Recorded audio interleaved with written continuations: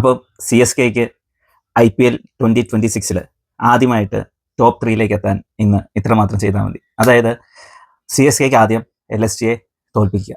പക്ഷെ വെറുതെ തോൽപ്പിച്ചാൽ പോരാ, നമുക്ക് ഒരു സിനാരിയോ നോക്കാം. അതായത് കളി നടക്കുന്നത് LSGയുടെ ഹോം ഗ്രൗണ്ടിലാണ്. അപ്പം അവിടുത്തെ ഒരു ആവറേജ് സ്കോർ എന്ന് പറയുന്നത്, ഫസ്റ്റ് ബാറ്റ് ചെയ്യുന്ന ടീമിൻ്റെ ഒരു ആവറേജ് സ്കോർ എന്ന് പറയുന്നത് 170, ഏകദേശം ഒരു 170 റണ്ണാണ് വരുന്നത്.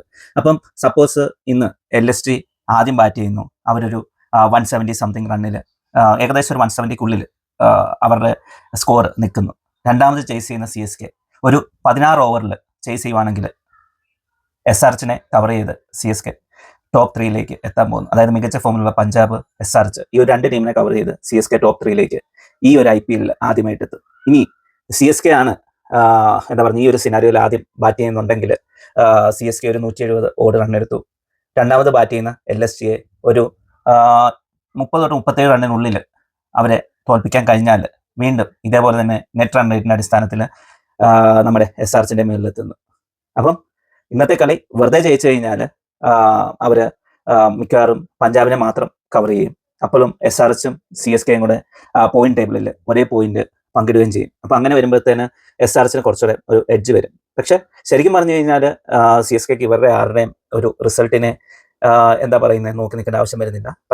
പക്ഷേ അടുത്ത കളി എനിക്കൊന്ന് SRHും അത് കഴിഞ്ഞ് GT ആയിട്ടാണ് കളി ബാക്കിയുള്ളത് CSKയുടെ ഷെഡ്യൂളിൽ. അപ്പം അങ്ങനെ വരുമ്പോൾ ബാക്കി 2 ടീമിനെ കൂടെ തോൽപ്പിക്കുകയും വേണം.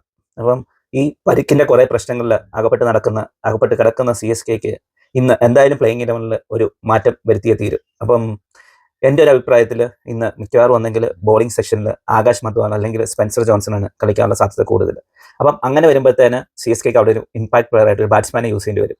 അപ്പം എൻ്റെ ഒരു പ്രാർത്ഥന അത് കാർത്തിക് ശർമ്മ ആയിരിക്കരുത് എന്നതാണ് എൻ്റെ ഒരു പ്രാർത്ഥന. ഒന്നെങ്കിൽ സർഫ്രാസ് ഖാൻ, അല്ലെങ്കിൽ CSK ഇപ്പോൾ പുതിയതായിട്ട് സൈൻ ചെയ്ത നമ്മുടെ കർണാടക ഓൾറൗണ്ടർ, പുള്ളിയുടെ പേര് എനിക്ക് പെട്ടെന്ന് കിട്ടുന്നില്ല. അപ്പം പുള്ളിയാണെങ്കിലും ഓക്കെയാണ്. ഇനി അതും അല്ലെങ്കിൽ പുതിയ സൈനിങ് വീണ്ടും ചെയ്തിട്ടുണ്ട് ഡെയിൻ ഫോറസ്റ്റർ. പുള്ളി സൗത്ത് ആഫ്രിക്ക മികച്ചൊരു പ്ലെയറാണ്, ഒരു ഓൾറൗണ്ടറാണ്. സൗത്ത് ആഫ്രിക്കൻ ലീഗിലൊക്കെ കളിക്കുന്നതാണെന്നാണ് എനിക്ക് തോന്നുന്നത്.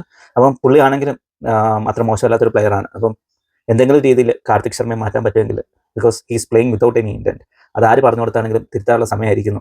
അപ്പം എന്തായാലും നമുക്ക് ഇന്നത്തെ കളി കഴിയുമ്പോൾ നോക്കാം CSKയുടെ പൊസിഷൻ മുകളിലേക്ക് വരുമോ അതോ എന്തായാലും നമുക്ക് നോക്കാം. വീഡിയോ ഇഷ്ടപ്പെട്ടെങ്കിൽ ലൈക്ക് ചെയ്യുക, ഷെയർ ചെയ്യുക, സബ്സ്ക്രൈബ് ചെയ്യുക. Thank you.